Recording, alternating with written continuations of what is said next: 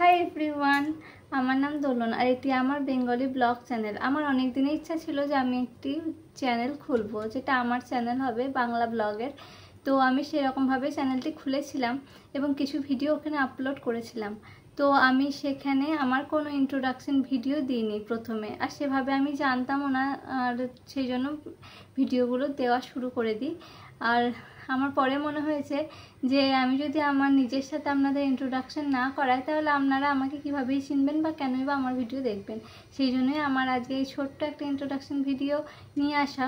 আর কিছুদিন ধরেই আমি বড় কোনো ভিডিও বা ব্লগ দিতে পারিনি, সেটা আমারই একটা ব্যক্তিগত কারণে।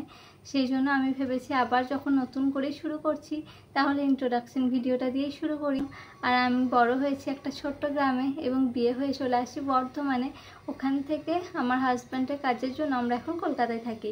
আর এখানে আমি সারাদিন কি করি একা একা, বা একটা ছোট্ট ফ্ল্যাটের মধ্যে আমি আমার কিভাবে দিনগুলো কাটাই, সেই ভিডিও আমি দেখাতে চাই। কিছু মুহূর্ত জীবনে যেগুলো দেখাতে চাই। আশা করি আপনাদের সবারই সেটা খুবই ভালো লাগবে। আর যদি আপনাদের ভালো লাগে, প্লিজ আমার চ্যানেলটিকে সাবস্ক্রাইব করে দেবেন। তাহলে চলুন আজকের দিনটি শুরু করা যাক। রোজ সকালেই রান্না হয় ভাত ডাল এসব, কিন্তু রোজ রোজ আর এসব খেতে ইচ্ছা করে না। আর বলের বাবু যেহেতু এখন একটুখানি সকালবেলা চলে যাচ্ছে, তাই ভাত করে দেওয়ার আর সেই সময়টুকুও পাওয়া যায় না। আর অত সকালে ভাত খেতে ওর ভালো লাগে না, সেই জন্য ও বলেছিল যে চিড়ে কলা এসব খেয়ে দেখবে যে কেমন লাগে।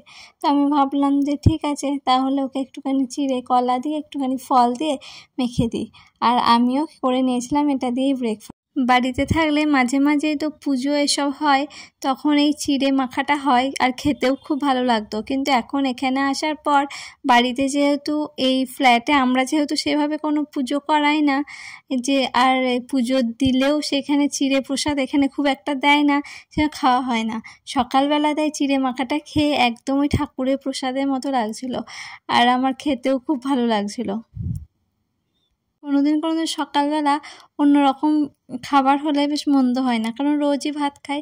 তো বেরিয়ে যাওয়ার পর আমি আমার একার জন্য আজ একটু ডাল আলু সেদ্ধ আর মাছ ভাজা করে নিয়েছিলাম। বেশি কিছু রাঁধিনি, ও সকালবেলা খেলে আমার নিজেরও ভালো লাগে অনেক রকম রান্না করতে। একটুখানি শাক ডাল তারপর ভাজা সবই হয়, সবজি, কিন্তু ও না থাকলে একার জন্য মনে হয় আলু সেদ্ধ ভাত এগুলোই ঠিক আছে। আর এটা খেতেও খুব ভালো লাগে। তারপর আমি চলে এসেছিলাম ওয়াশিং মেশিনে সব জামা কাপড় কাচা ছিল, সেগুলো মিলে দেওয়ার জন্য। আর ব্যালকনিটাতে এত ভালো হাওয়া দিচ্ছিল যে আমার সব ভালোও লাগছিল এখানে থাকতে।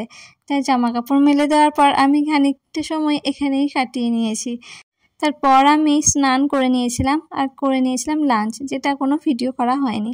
তারপর আমার আগের দিন রাত্রে ঘুম হয়নি বলে আজকে ভাবলাম দুপুরবেলা একটু ঘুমিয়ে নিই। আর এই পাখিটা রোজ এখানে বসে থাকে, খুবই ভালো লাগে। তবে ওকে আর ডিস্টার্ব করবো না, ও ওর মতোই থাকুক আর আমিও একটুখানি ঘুমিয়ে নিই। আমি এক্ষুনি ঘুম থেকে উঠলাম। কালকে রথযাত্রা ছিল, ভেবেছিলাম কাল থেকে ব্লগটা শুরু করব, কিন্তু কালকে শুরু করা হয়নি, কারণ কালকে আমার শরীরটা খুব খারাপ ছিল। আর এদিকে রাত্রে কালকে একদম ঘুম হয়নি। আজকে সকালবেলা উঠে তারপর কাজ করতে করতে সময় অনেকটাই চলে গেছে। দুপুরবেলা যখন আমি ঘুমালাম তখন অনেকটা ঘুম হয়ে গেছে।